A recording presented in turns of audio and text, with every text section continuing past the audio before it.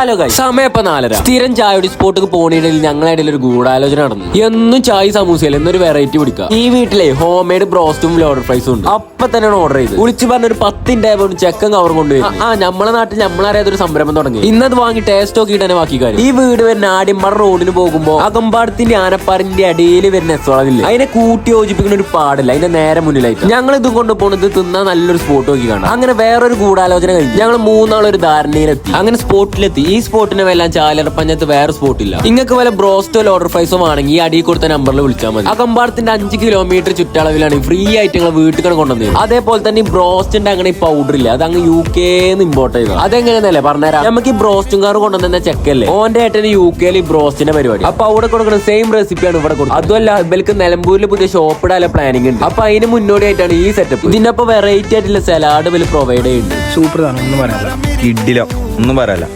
അടിപൊളി സാധനം. പിന്നെ പറയാലേ ഈ ലോഡർ പൈസ കൊടുക്കുന്ന പൈസ നല്ല വെറുത്തായിട്ട് ലൈറ്റാ. ഇതുവരെ ഇപ്പൊ തുടങ്ങിയിട്ട് ആകെ 1-2 ആഴ്ച ആയിട്ടുള്ളൂ. ഇപ്പൊ തന്നെ കുറെ ഹാപ്പി കസ്റ്റമേഴ്സിനെ വരെ ഉണ്ടാക്കിയെടുത്തു. അപ്പൊ ഞാൻ ഒന്നും നോക്കണ്ട, ഞാൻ അടി കൊടുത്ത നമ്പറിൽ വിളിച്ചോളി.